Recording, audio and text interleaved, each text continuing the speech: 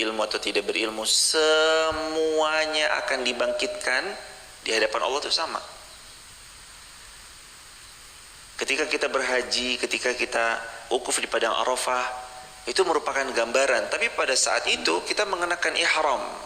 Besok di hari berbangkit, nggak ada satu helai pun benang yang kita kenakan. Aisyah nanya, ya Rasulullah, apakah pada saat itu manusia saling melihat aurat satu sama lain? La. Kata Nabi SAW, tidak wahai Aisyah, pada hari itu mereka sibuk dengan urusan mereka masing-masing. Sibuk sama urusan kita masing-masing. Arafah tuh miniatur jemaah. Saat bagaimana Allah mengumpulkan, meskipun ya tetap nggak bisa dibilang miniatur juga, karena di situ juga ada jenjang-jenjangnya, haji furoda, haji reguler, haji plus, haji apa. Tapi setidaknya yang dimaksudkan itu adalah saat kita dikumpulkan pada satu padang yang luas, karena Arafah itu cukup luas, luar biasa. Lalu kita berkumpul dari seluruh dunia di sana, mengagungkan Allah, bertasbih kepadanya, memujinya, dan pada hari itu kita semua tunduk pada aturan Allah. Besok kita dikumpulkan, kita tunduk semua sama aturan Allah, pasti. Limanil mulkul yaum, mana raja-raja dunia? Allah tanya. Punya siapa hari ini wahai raja-raja dunia? Wahai para penguasa-penguasa dunia? Lillahi wahidil qahar. Hari ini milikmu ya Allah, Al-Wahid Al-Qahar. Nggak ada yang lain. Diratakan semuanya, dan besok kita dibangkitkan sofa rata sama sekali, dan besok kita benar-benar akan disamakan antara satu sama lain. Nggak ada ceritanya besok di akhirat jalur raja-raja di sini, rakyat biasa di sini, nggak ada. Semua sama Abdullah. Semua sama, nggak ada yang beda. Di dunia kita beda. Ini paling depan duduknya, nanti yang bukan VIP, yang kursi-kursi bagian 3 baris ke belakang. Yang super VIP, super baris paling depan nomor 1. VIP 2 dan 3 baris keempat untuk yang reguler. Di dunia ada klasifikasi tertentu, di akhirat nggak ada. Di dunia ada, di akhirat nggak ada. Kembali kepada setelan maunya Allah. Kita semua sama, kita semua Abdullah, kita semua gelarnya pada hari itu bukan esos MAG, bukan profesor, bukan doktor. Gelar kita hambanya Allah. Gelar kita hambanya Allah. Nggak ada yang nanti bergelar dengan gelaran-gelaran dunia. Nggak ada yang nanti membanggakan jabatan-jabatan semasa dia di dunia dengan bintangnya yang ada di pundaknya atau dengan yang lain. Semuanya bangkit dalam keadaan sofa rata. La tara fiha iwajan wala amta. Tidak akan kamu melihat lagi di sana ada tempat yang rendah, tidak juga tempat yang tinggi. Yauma idzi yattabi'una ad-da'iya la iwajalah. Pada hari itu mereka mengikuti panggilan penyeru malaikat tanpa berbelok-belok, tanpa membantah. Malaikat, Allah perintahkan untuk malaikat atur ini begini. Kita semuanya nanti nurut sama malaikat, nurut sama Allah, nurut sama Allah tentunya. Dan wasilahnya itu malaikat. Dan kata Nabi, seorang pelaku maksiat di akhirat diikat dengan 70.000 rantai, yang satu rantainya dijaga ketat oleh 70.000 malaikat. Kata Nabi dalam hadis Muslim, sekali lagi, kata Nabi dalam hadis Muslim, sesiapa yang di dunianya dia melakukan perbuatan maksiat, belum sempat taubat, lalu dia wafat dalam keadaan maksiatnya, dia dibangkitkan, dijaga oleh 70, dia akan dibangkitkan, diikat oleh 70.000 rantai, satu rantainya dijaga 70.000 malaikat. Artinya satu orang akan dijaga 4,9 miliar malaikat. Adakah yang bisa lari? Nggak ada. Ada yang bisa membantah? Nggak ada. Ada yang bisa berkelit besok? Nggak ada. Di dunia mungkin kita bisa berkamuflase, mungkin di dunia ada orang yang bisa kita kelabuhi, mungkin di dunia ada orang-orang tertentu yang bisa kita tipu dayai, tapi di sana Allah jaga seorang fajir diikat dengan 70.000 rantai, satu rantainya 70.000 malaikat. Masing-masing orang akan dijaga 4,9 miliar malaikat dengan penjagaan yang super ketat. Makanya mereka nggak akan bisa da'iya la iwajalah, la iwajalah, la iwajalah. Mereka nggak bisa lari, mereka nggak bisa belok, mereka nggak bisa membantah. Tolong aku, nggak bisa. Wala nasira, nggak ada yang bisa nolong mereka. La iwajalah, nggak ada yang bisa kabur, nggak ada yang bisa kabur. Mau kabur gimana? Kita dijaga ketat 1.000 manusia aja kita nggak bisa kabur kemana-mana. Ini satu orang dijaga, diikat. Ini satu orang diikat 70.000 rantai, satu rantai dijaga berapa? 70.000. 70.000 dikali 70.000, 4,9 miliar. Nggak ada yang bisa kabur, nggak ada yang bisa pergi. Takutlah akan hari itu yang pasti datang. Hadirin, takutlah akan hari itu yang pasti datangnya. Di dunia mungkin manusia bisa kita kelabuhi secara di dunia, tapi Allah kan enggak. Allah tetap tahu. Hadirkan perasaan khasyah. Apa itu khasyah? Hadirkan perasaan khasyah. Khasyah itu punya rasa takut kepada Allah. Yakhshallah min ibadihil ulama. Karena ciri-ciri orang berilmu, dia punya rasa takut kepada Allah. Apa yang membuat seseorang itu gak jujur? Apa yang membuat seseorang itu curang dalam timbangan? Apa yang membuat seseorang itu bermaksiat kepada Allah? Salah satu jawabannya karena mereka gak punya rasa takut kepada Allah. Kalau mereka punya rasa takut kepada Allah, mereka nggak akan menyentuh perbuatan maksiat. Dan satu-satunya, salah satu privilege hidup di zaman sekarang adalah terjaganya kita dari dosa, seolah orang itu tuh dijaga sama Allah Azza wa Jalla. Kami ulang, salah satu privilege hidup di akhir zaman adalah ketika seseorang itu terhindar dari dosa, seakan-akan Allah jaga dia. Allah jaga, Allah lindungi, Allah haramkan dia dari berbuat dosa. Sehingga yang ada dalam hidupnya, dia hanya menambah pundi-pundi pahalanya, beramal baik, beramal salih, berbuat baik, berbuat maslahat, menghadirkan manfaat. Sehingga seakan-akan dunia adalah tempat dia menanam semua kebaikan. Itu privilege hidup di zaman sekarang. Maka bersyukur kalau kita tuh nggak dikasih space untuk berbuat dosa. Bersyukur. Subuh-subuh kita nggak dikasih space. Mungkin di tempat lain ada sebagian di antara kita subuh mungkin ada opsi-opsi lain.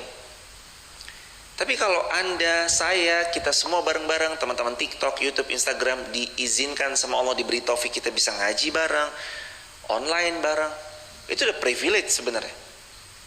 Di saat mungkin sebagian di antara kita memilih tertidur lelap, memilih untuk beraktivitas yang lain, privilege hadirin. Hadirin pernah bayangin gak sih? Masyarakat Wonosobo itu berapa juta? Coba bayi data jumlah secara spesifik Wonosobo berapa? Jumlah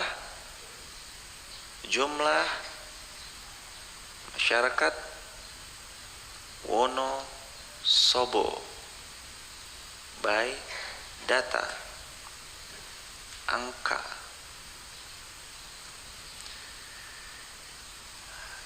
Bicara tentang angka, Wonosobo pada tahun 2023 hasil Badan Pusat Statistik Kabupaten Wonosobo 819.259 jiwa. 819.000. Itu 2023. Oke lah, sekarang udah jelas bertambah. 820 ribuan. Dari 820 ribu manusia, Allah memilih Anda jemaah untuk duduk di majelis ilmu. Dari 820 ribu manusia, Allah pilih Anda untuk bermajlis di majelis ilmu. Dari 820 ribu, 820 ribu itu kalau dikumpulin kayak apa aja? Ada tempat venue yang muat? Gak ada, alun-alun tuh gak muat. Dari 820 ribu manusia, Allah pilih Anda. Dari 820 ribu jiwa, Allah pilih Anda. Allah bangunkan, Allah buat kita sholat, Allah buat kita zikir ba'da sholat, Allah buat kita zikir pagi. Yang sesiapa membaca zikir tadi, Allah jaminkan syurga kalau dia wafat sebelum petang.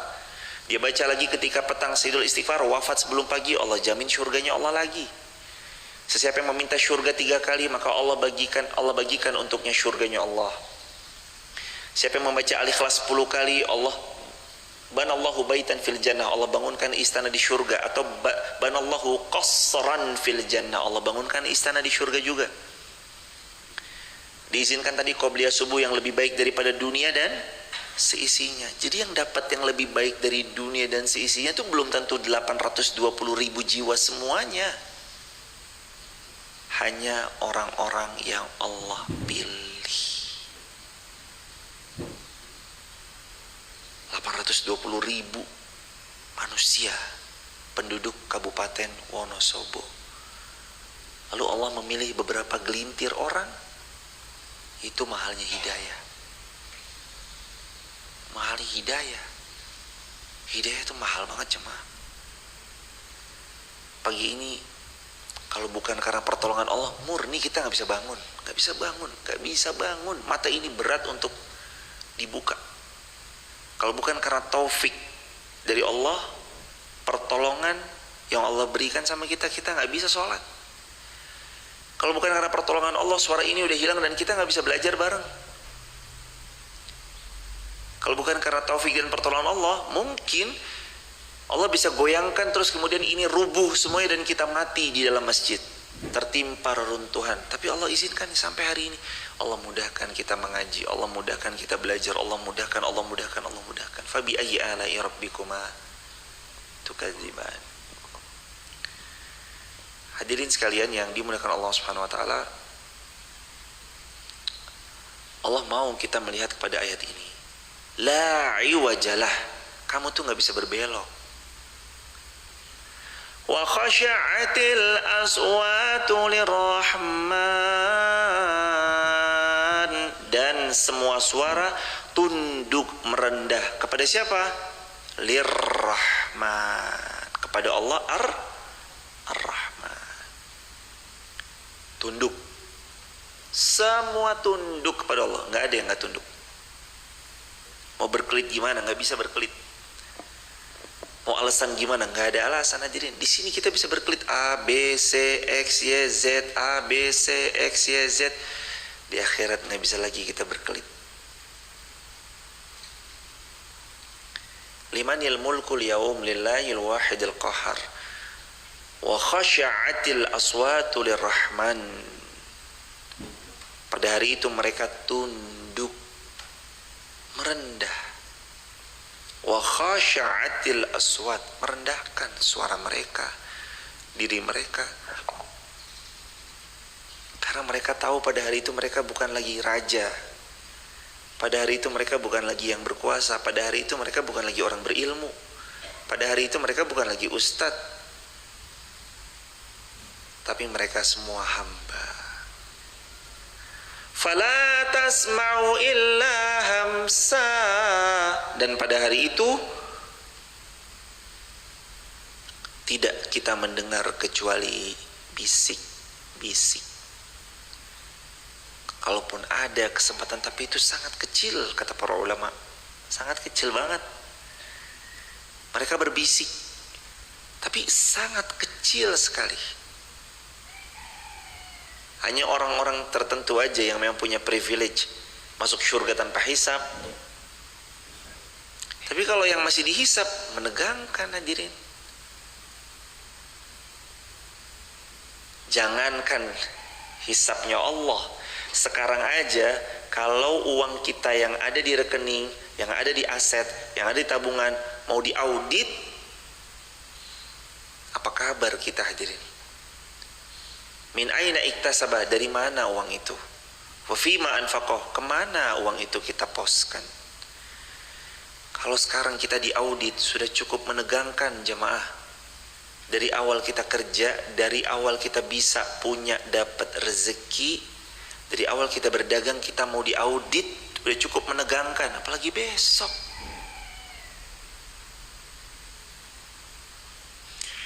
Yauma yajma'u kullu nafsin liyaumil jam'i dzalika yaumut taghabun.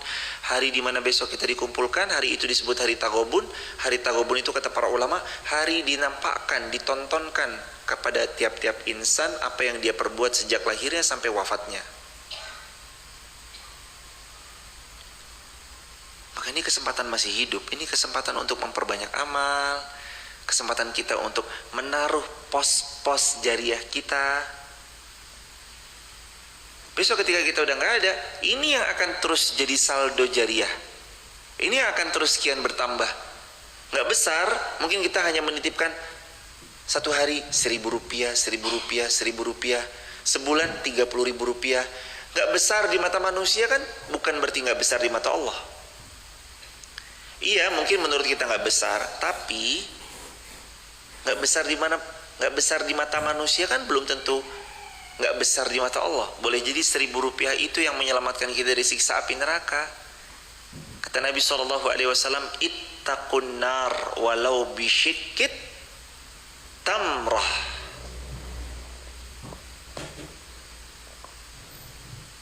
Kata Nabi, ittaqun nar walau bisyikit tamrah. Jaga diri kita dari siksa api neraka walaupun cuma dengan sebutir kurma. Bahkan walaupun cuma dengan hal yang lebih kecil daripada itu. Dan Nabi yang mengajarkan kita untuk gak meremehkan kebaikan walaupun kecil. La tahkiranna minal ma'rufi syai'a. Jangan remehkan kebaikan walaupun kebaikan itu kadang dipandang sepele sama orang. Sedekah subuh rutin 1.000 rupiah, sebulan 30.000 rupiah. Menurut kita mungkin itu nominal yang sangat kecil, tapi nggak ada yang kecil menurut Allah. Faman ya'mal mithqala dzarratin khairan yarah. Dia berbuat baik meskipun dalam pandangan dia hanya sebiji atom, Allah balas sempurna dengan balasannya. Tugas kita lah untuk memperbanyak amal salih semampu kita. Dan kita nggak dibebani di luar batas kemampuan. Kalau memang mampunya kita adalah sebagian kecil dari harta kita, silahkan. Kalau memang mampunya kita adalah sebagian kecil dari tenaga kita, silahkan. Kalau memang mampunya kita juga sebagian kecil dari ide yang kita punya, silahkan. Dan Allah pasti tahu apa yang sudah dikorbankan untuk agamanya. Dan Allah pasti tahu apa yang sudah kita perjuangkan, kita usahakan untuk menegakkan agamanya.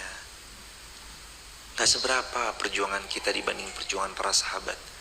Tapi semoga ini menjadi pemberat timbangan amal kebaikan besok di hari kiamat kelak. Pada hari itu manusia itu suaranya merendah. Merendah suara mereka. Fala tasma'u illa hamsa. Mereka gak bersuara, bahkan berbisik kalaupun mereka bersuara. Ayat 109, Yauma idzil la tanfa'u syafa'atu illa man adzina lahu rahman wa radiya lahu qawla. Pada hari itu tidak berguna syafaat pertolongan kecuali dari orang yang telah diberi izin oleh Allah yang Maha Pengasih dan Dia ridhoi perkataannya.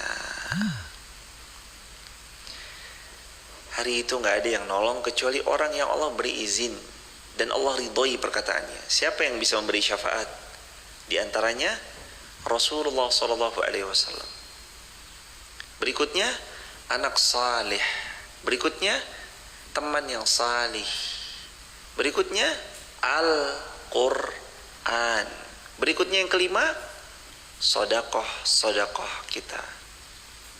Itu jadi penolong tuh. Coba diulang. Siapa yang menolong? Rasul sallallahu alaihi wasallam. Kan tidak ada yang bisa memberi syafaat illa kecuali dengan man adzina lahu, yang Allah izinkan. Siapa yang diantaranya waradiyalahu qaula, Allah ridhai perkataan mereka. Satu, Rasul sallallahu alaihi wasallam nanti bisa ngasih syafaat.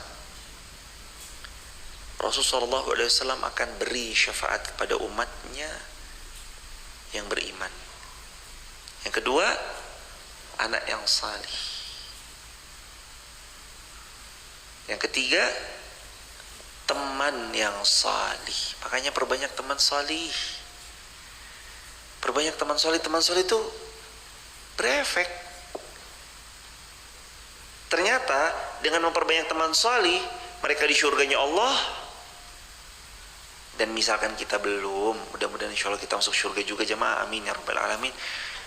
Tapi teman yang soleh itu bisa ngasih syafaat buat temannya. Ya Allah, dulu kami ngaji bareng di MAF. Ya Allah, dulu kami live streaming bareng. Terus kami di kolom komentar tuh saling nge-tag sama teman kami.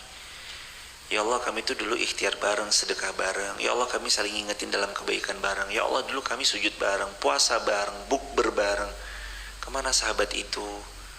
Ternyata belum masuk sampai surga. Dia minta agar Allah membuat sahabatnya ikut bersama dalam surga. Dan Allah merahmati sahabatnya. Dia dicabut dari neraka, dimasukkan ke dalam surga. Ini peran sahabat yang salih. Makanya kata Nabi, la tusahib illa mu'minan. Kata Nabi, jangan bersahabat kecuali kalau bisa kita bersahabat sama orang beriman. La tusahib illa mu'minan wala ta'kul ta'amak illa taqiyya, dan jangan ada yang memakan makananmu kecuali orang yang bertakwa. Karena juga kata Nabi SAW, almar'u ala dini khalili, seseorang itu adalah anak dari lingkungannya. Falyanzur ahadukum man yukhalil, pilih lingkungan yang baik, pilih teman yang baik, pilih circle yang baik, pilih sahabat yang baik, pilih teman karib yang baik. Sahabat baik tuh seperti cermin. Dia bisa merefleksikan kita, dan begitu pun sebaliknya. Kita juga bisa merefleksikan dia. Kalau cerminnya baik, pantulannya baik. Cerminnya buram, pantulannya buram. Sahabat yang baik itu bisa mempengaruhi kepada yang baik. Sahabatnya rajin bermajelis ilmu, kitanya ikut rajin. Tapi sebaliknya, kadang dia juga bisa jadi toksik. Maka kalau kita melihat ada pergaulan yang sekiranya menurut pandangan kita toksik, ambil sikap. Apa sikapnya? Wasbir ala ma yaqulun, sabarlah dengan ketoksikannya. Wahjurhum, jaga jarak dari dia. Hajran jamila, tetap bermain cantik. Kapan waktu kita bisa mengingatkan dia kembali ke Allah, ingatkan dia kembali ke Allah. Kapan waktu kita bisa mengajaknya untuk sholat, ajak dia sholat. Kapan waktu kita bisa mengajaknya untuk hadir ke majelis ilmu, ke kajian, ajak dia hadir ke kajian. Kalau kita yang mewarnai dia dalam warna yang Allah ridhoi, silakan. Tapi kalau sampai kita yang diwarnai dengan warna ketoksikannya, jangan. Di sisa hidup kita yang gak seberapa lama lagi, Kita hanya tinggal mengisi waktu demi waktu dengan kesalihan. Ya gak soleh-soleh banget juga diri kita ini, masih jauh lah diri kita dari kata kesolehan. Tapi kita lagi berusaha jadi hamba yang menuju salih. Kita lagi berusaha jadi hamba yang menuju salih, yang lagi diikhtiarkan. Hadirin berusaha datang subuh-subuh. Mas Pras datang dari Gresik, jauh-jauh Jawa Timur. Mas dari mana mas? Kendal, Masya Allah. Mas Wahidin? Kaliwiro, jauh juga hadirin Kaliwiro jemaah. Dari Kendal, dari Gresik. Ada lagi yang lain? Ibu? Dari? Masya Allah. Apa yang membuat kita tergerak? Ridhonya Allah yang lagi mau kita jemput. Ridhonya Allah yang lagi mau kita cari. Kata Nabi SAW, kalau kita bahas satu ayat, itu lebih baik daripada satu unta terbaik yang kamu dapati di garasi rumahmu sedang hamil besar. Artinya keuntungannya double berlipat nih. Unta terbaik pada zaman itu, kalau sekarang kendaraan terbaik. Bahkan ulama pernah mengatakan, satu bab ilmu yang aku pelajari lebih aku sukai daripada semua dunia dan seisinya. Satu ayat yang dipelajari lebih dia sukai daripada dunia dan seisinya. 2 ayat lebih baik daripada 2 dunia dan seisinya. 3 ayat, 4 ayat. Kalau dari sekian banyak ada 99 sampai 113, sekitar 10 lebih ayat, 14 ayat. Kayak apa itu hadirin? Cuma kan gak kelihatan, pahala itu kan gak kelihatan. Sehingga kadang-kadang membuat orang yang mungkin hatinya itu masih ada ran, ada hijabnya, malas beramal. Karena pahala tuh gak kelihatan. Sholat pahalanya gak kelihatan. Senilai haji wa umrah, tambah. Dia dapat pahala senilai pahala haji dan umrah, sempurna. Hadirin, duduk sejam dapat pahala senilai haji umrah 3 kali. Sempurna. Padahal kita tahu haji fisik banget hadirin. Kita tahu perjalanan dari Tanah Haram ke Arafah, Muzdalifah, Mina, itu more or less total semuanya itu 42 kilo jalan. Kalau kita mau jalan, ada fasilitas bis pun bis nggak gerak jemaah. Biasanya kita kalau lagi umrah ke Arafah 20 menit sampai Arafah. Waktu haji 6 jam bis itu nggak jalan. Lebih cepat jalan kaki daripada naik bis. Makanya banyaknya orang kadang milih jalan kaki. Kita cuma duduk begini dapat pahala bercapek-capeknya orang jalan dari Tanah Haram, Arafah, Muzdalifah, Mina. Dari Mina tanggal 8, Tanah Haram, Mina, Arafah, Muzdalifah, Mina lagi. Capeknya mereka, letihnya mereka, itu diganjar kepada mereka yang sholat subuh berjamaah, summa qa'ada, lalu duduk, yazkurullah azza wajal, berzikir kepada Allah, hatta tatlu asyam, sampai terbit matahari, summa sesudahnya, sholat rakaatain, dia sholat 2 rakaat, disebut para ulama sholat sunnah syuruk, atau sholat sunnah fi awalid duha, kana lahu ka ajri hajjatin wa umratin tamah. Kata Nabi, kecuali untuk mereka dapat pahala haji, mereka dapat pahala umrah, tamah, sempurna. Allahu Akbar. Udah dapat pahala haji sempurna 3 kali, dapat pahala umrah sempurna 3 kali. Berapa uang yang masih dikeluarkan haji furoda? 500 miliar lebih.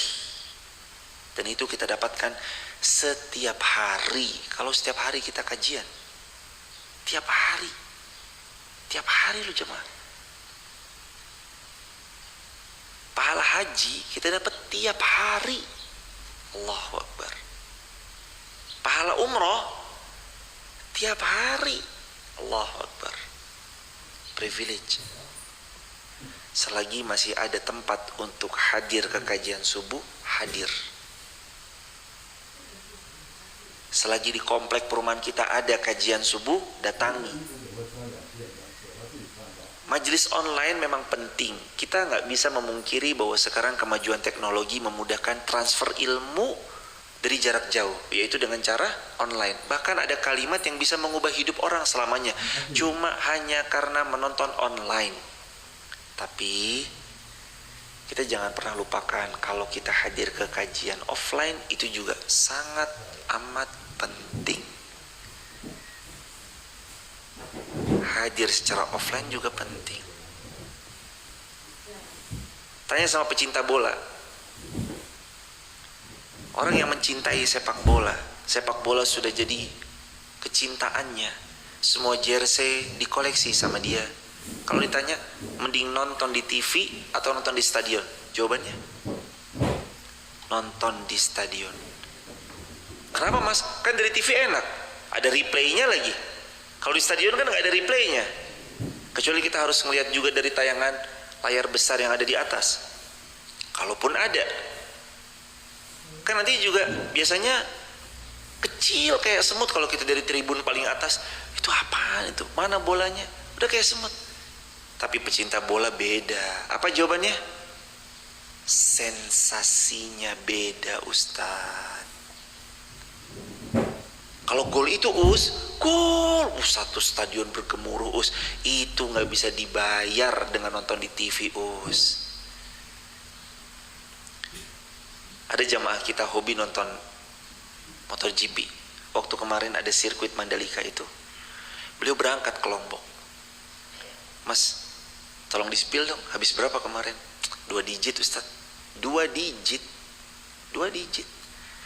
untuk nonton di sirkuit Mandalika, untuk biaya pesawatnya dari A sampai titik Mandalika, untuk biaya akomodasi selama di sana, makannya, hotelnya, transportnya, semuanya 2 digit. Demi apa?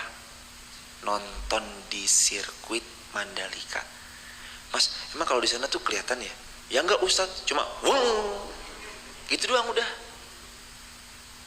Tapi begitulah pecinta kepada yang dicintainya, hadirin. Coba kita bertanya sama diri kita. Kita sama Allah tuh secinta apa sih? Kita sama Allah tuh serela apa untuk berkorban? Kalau pihak itu aja cinta sama motor GP, uang 2 digit keluar, kita sama Allah tuh secinta apa sih? Berani gak kita sampai keluar dengan nominal yang kurang lebih sama seperti para pecinta motor GP berani mengeluarkan demi hobinya, demi kesukaannya? Orang ada saking cintanya sama satu klub sepak bola tertentu, berangkat tuh ke sana. Kalau harus berangkat ke Etihad Stadion, berangkat mereka. Mereka harus ke Barcelona nonton mereka. Habis berapa digit? Ada yang 2 digit, ada yang 3 digit. Mereka beli jersey-nya, mereka beli semuanya. Pertanyaannya, apa kabar kita sama Allah? Kita untuk hobi kita aja berani spend. Apakah untuk Allah kita berani melakukan hal yang sama? Apakah untuk Allah kita berani melakukan hal yang serupa? Apakah untuk Allah kita rela datang jauh-jauh? Alhamdulillah kan ini sebenarnya ngajarin kita. Mas Pras dan istri, Mas dari Kendal dan istri, sebenarnya juga ngajarin kita kan. Ini loh hadirin, dari Gresik berangkat jam 9 malam sampai jam 3 subuh. Jam 3 subuh jemaah nyampe. Sebenarnya bukan kita yang belajar, beliau yang ngajarin kita, mengajarkan arti pengorbanan. Itu kan gak mudah jemaah. Coba bilang, gampang Ustadz, Gresik itu mana toh? Itu toh perempatan alun-alun lurus dikit. Gresik Jawa Timur hadirin. Kemarin Jambi. Pak dari mana? Jambi Ustadz, saya naik pesawat 2 kali. Jambi Jakarta, Jakarta YIA. YIA sampai sini. Bukan kita lagi belajar, bukan. Beliau ngajarin kita arti pengorbanan. Saya coba iseng cek tiket. Paling murah Jogja YIA Jambi itu PP bisa 8 juta. Sekali jalan 4 juta kurang lebih. Lah kalau PP 8 juta, beliau spend uang senilai itu. Itu kalau kelas ekonomi. Ya kalau beliau naik kelas bisnis, kadang kita tuh perlu melihat sejauh apa sih kita rela berkorban untuk Allah. Sejauh apa sih selama ini kita sudah berjuang untuk menjemput ridhonya Allah. Kalau saja mereka yang ahli dunia, demi dunianya mereka rela berkorban apapun jua, kenapa orang-orang yang cita-citanya negeri akhirat gak berani berjuang dengan pengorbanan yang sama? Hadirin sekalian yang dimuliakan Allah, inilah sebenarnya makna yang Allah sedang mau titipkan dalam ayat waradiyalahu qawla. Jadilah orang-orang yang besok perkataannya diridhoi sama Allah. Ucap yang baik-baik. Bisa sebenarnya kita mau asal jeplak, katakanlah gitu ya, kita mau asal ucap asbun, asal bunyi, sebenarnya bisa. Tapi orang beriman tuh memilih kosakata, diksinya tuh dipilih. Asal jeplak, asal bunyi bisa, tapi diksi-diksinya tuh dipilih. Hingga diksi itu waradiyalahu qawla, Allah ridha sama diksi yang kita pilih. Ya'lamu ma baina aydihim wa ma khalfahum wa la yuhituna bihi ilma. Dia Allah mengetahui apa yang ada di hadapan mereka yang akan terjadi dan apa yang di belakang mereka yang telah terjadi. Wa la yuhituna bihi ilma. Ilmu tidak dapat meliputi, ilmumu tidak dapat meliputi ilmunya Allah. Ya'lamu ma baina aydihim. Allah tahu apa yang akan terjadi. Masa depan ada dalam genggaman Allah. Masa depan kita ada dalam genggaman Allah, sang penulis takdir terbaik. Kalau saja kita naik pesawat, kita nggak kenal pilotnya, kita bisa setenang itu. Kalau saja kita menaiki kendaraan berupa kereta, kalau saja kita naik kereta dan kita nggak kenal masinisnya siapa, kita bisa setenang itu. Dan kalaulah kita menaiki kapal pesiar dan kita nggak kenal siapa nahkodanya, kita bisa setenang itu. Kenapa? Untuk hidup yang sedang kita jalani, yang jelas-jelas kita tahu Allah penulis takdir terbaik untuk kita, kita masih ragu. Kenapa untuk hidup yang sedang kita jalani, yang kita tahu Allah pasti memberi yang terbaik buat kita, kita masih ragu? Ya Allah, besok gimana? Ya Allah, kekhawatiran kita belum tentu terjadi, tapi kekhawatiran kita itu sudah jelas merenggut kebahagiaan kita di hari ini. Stop overthinking. Masa depan bukan ditakuti, masa depan dijalani. Punya rencana apa? Step by step. Saya mau ke Jakarta. Rencana saya mau ke Jakarta. Berarti saya harus ngapain? Step pertama, saya harus melewati fase naik ojek online ke Mendolo. Sampai terminal Mendolo, saya lewati fase beli tiket. Dapat tiket bus, saya naik bus pada pukulnya. Nanti di tengah perjalanan transit, saya nikmati transitnya. Nanti lanjut perjalanan lagi sampai di sana, belum sampai rumah, maka saya nanti turun di Lebak Bulus. Sampai Lebak Bulus, saya naik ojek online lagi sampai Kubah Mas, perumahan Komplek Marinir Blok F1 nomor 2, Meruyung Limo, Depok, kediamannya orang tua kami. Baru nyampe, nikmatin aja prosesnya. Oh, masa depan saya, nanti saya mau ke surganya Allah. Ya udah, apa yang mesti dijalani? Beramal salih, beriman, bertakwa, cari circle yang salih. Cari tempat di mana di situ kita dihargai. Cari tempat di mana kita bisa bertumbuh dengan baik. Cari tempat di mana kita fastabikul khairat, berlomba dalam kebaikan. Cari, ambil kesempatan, jangan sia-siakan. Waktu kita terbatas. Waktu kita terbatas. Pelan tapi pasti, semakin hari semakin dekat dengan tempat peristirahatan terakhir kita. Nanti kita nggak istirahat di rumah lagi, di mobil lagi, di hotel lagi, kita istirahat di peristirahatan yang paling indah.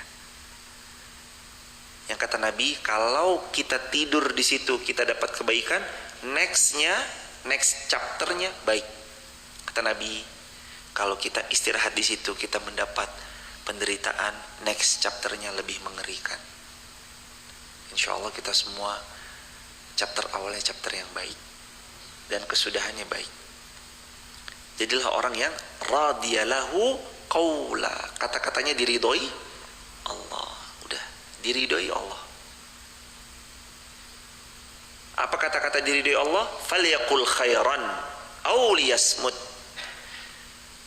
Kalau mau ucapan kita diridhoi Allah, kalau mau ucapan kita diridhoi Allah, dua, falyaqul khairan aw liyasmut. Berkatalah yang baik.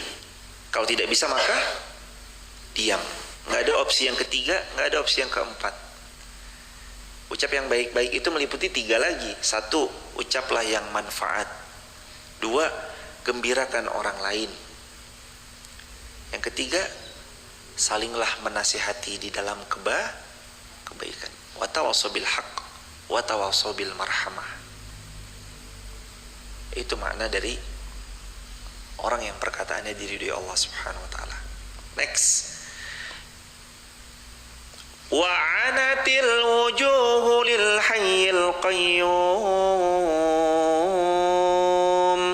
wa qad khaba man hamala zulma. Dia Allah dan semua wajah tertunduk di hadapan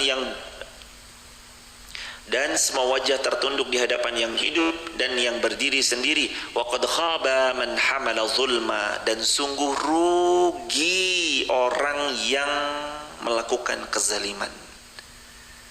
Rugi orang yang berbuat zalim.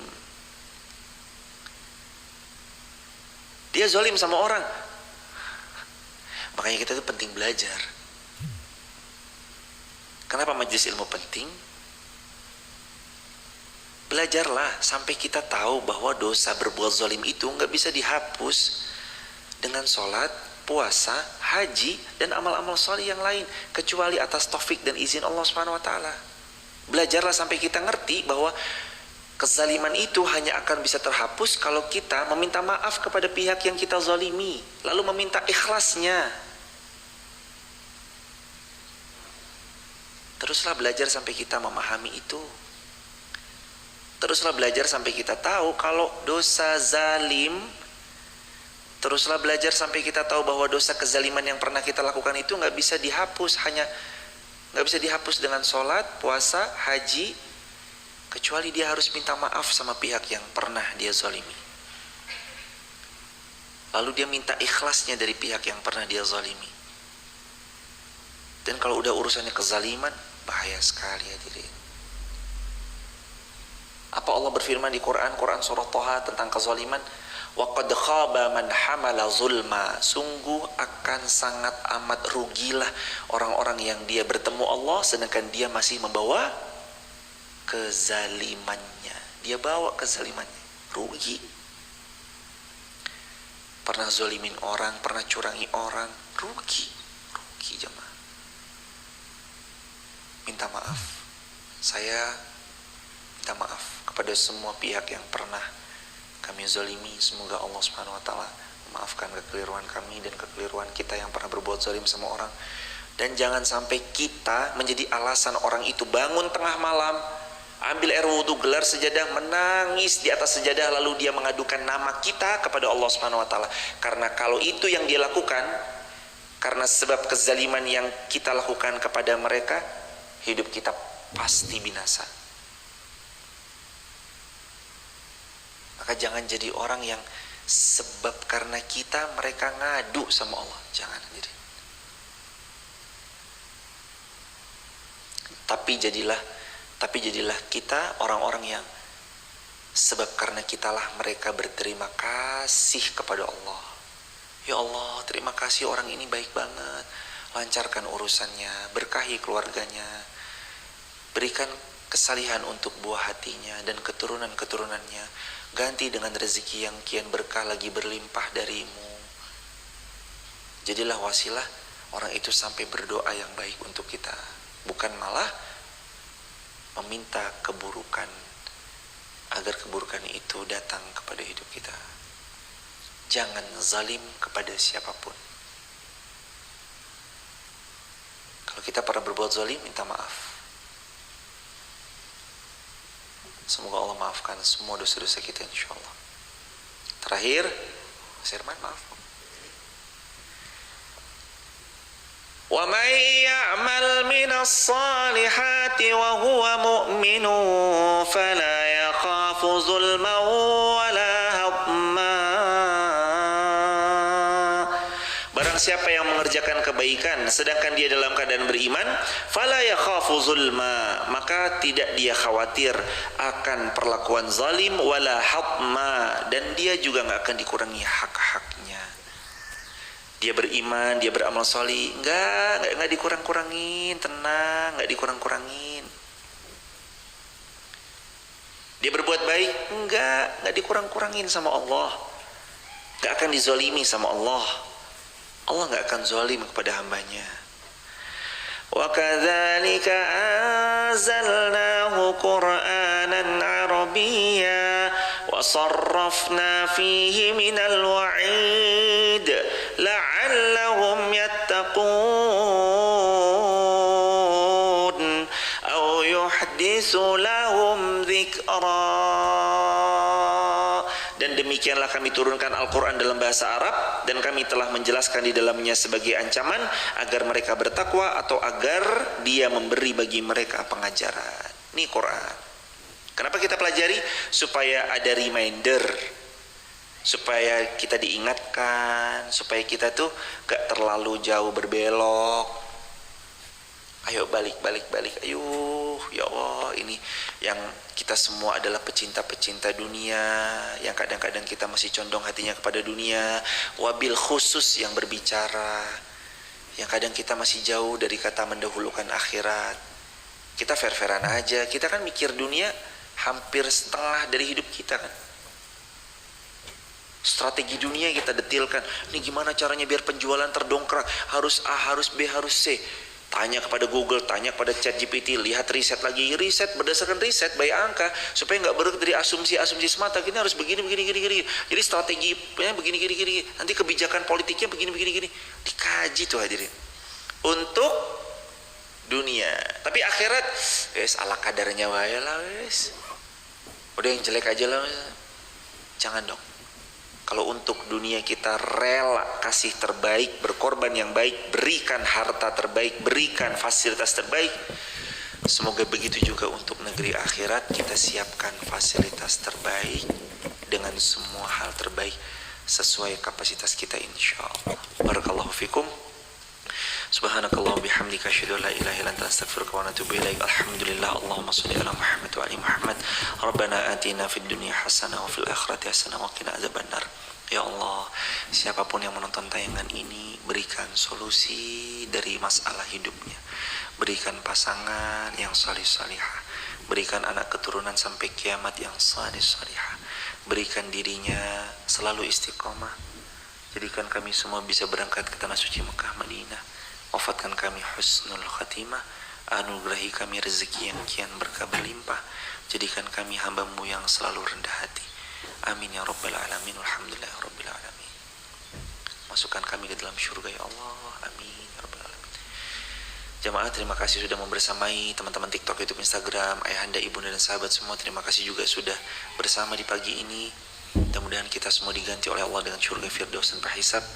Dan alhamdulillah terbuka peluang jariah untuk kita sama-sama memfasilitasi jalan, dan jalannya untuk naik ke arah asrama itu akan di paving block insyaallah. Dan hadirin, kalau ada yang juga mau ikut andil untuk asrama penghafal Quran, silakan hadirin bisa langsung ke Bank Muamalat 50900180044 atas nama Masjid Muhammad Al-Fatih. Juga kalau ada di antara jamaah mau ikut andil dalam perluasan kompleks Masjid Muhammad Al-Fatih, bisa langsung ke Bank Muamalat juga 501801966. Kami ulang 509001966 atas nama Sekolah Hafiz Quran Masjid Muhammad Al-Fatih. Itu untuk perluasan tanah kemaslahatan di Masjid Muhammad Al-Fatih, untuk bisa parkiran atau bisa untuk hal-hal manfaat lainnya. Barakallahu fikum. Dan hadirin, mohon izin, besok ada Ustadz Bara Mas'ud dari Palestina, hari Selasa tanggal 17. Kami mohon izin karena dari tanggal hari ini 15 sampai 18 kami ada kegiatan di luar. Dan buat teman-teman yang di Sabah, Malaysia, yang lagi ada di kota Sabah, Malaysia, lebih tepatnya di kota Kinabalu, insya Allah hari Senin atau hari Isnin pukul 6 PM, 6 sore, kita akan ngaji bersama di SICC, Sabah International Convention Center. Gate-nya dibuka sejak jam 6 dan kajian nanti dimulai jam 7.30 sampai jam 10 malam. Silakan hadir bagi yang berkesempatan, mudah-mudahan kita bisa bersilaturahmi di Sabah, Malaysia. Jadi kami mohon izin sampai tanggal 18 kami ada acara di luar sebentar. Insya Allah nanti kita akan bersama lagi di, sepertinya ini rangkaian jemaah, karena habis dari Sabah nanti kami ke Lampung, ada insya Allah kegiatan di Lampung tanggal 20, 21, 22 di Jakarta. Teman-teman di Jakarta juga nanti kita silaturahmi di Jakarta. Jadi kemungkinan kalau kami nggak balik, kami sampai bablas sampai tanggal 22 atau 23 bahkan. Tapi kalau kami balik, kemungkinan kami balik cuma 19-nya aja, 20-nya udah jalan lagi insya Allah. Tapi mudah-mudahan jamaah tetap semangat. Nanti sama gurunda kita Ustadz Jihad, sama gurunda kita Ustadz Dama, Ustadz Faisal, dan gurunda-gurunda kita alumni Universitas Islam Madinah yang hebat-hebat lainnya. Dan insya Allah jadi keberkahan buat kita bersama-sama. Subhanakallahumma bihamdik, asyhadu an la ilaha illa anta, astaghfiruka wa atubu ilaik. Salam keluarga di rumah jamaah. Kami mohon pamit ya jamaah, karena flight kami jam 11, jadi jam 7 mohon izin kami pamitan. Mohon maaf jamaah yang dari Kendal, jamaah dari Gresik, kami sekalian mau pamit ya mas. Sehat-sehat, barokah semuanya hadirin. Salam keluarga, semoga Allah menjadikan kita saudara di dunia, saudara sampai surga. Dan titip ya jamaah, ya kalau saya pergi dan saya nggak pulang lagi, saya wafat di dalam perjalanan ini, tolong titip Masjid Muhammad Al-Fatih, SD-nya, STDI-nya, sekolah tingginya, tolong titip. Mudah-mudahan bisa dipantau, diawasi, dibersamai. Insya Allah itu jadi jariah buat kita sampai hari kiamat kelak. Amin ya rabbal alamin. Barakallahu fikum. Assalamualaikum warahmatullahi wabarakatuh.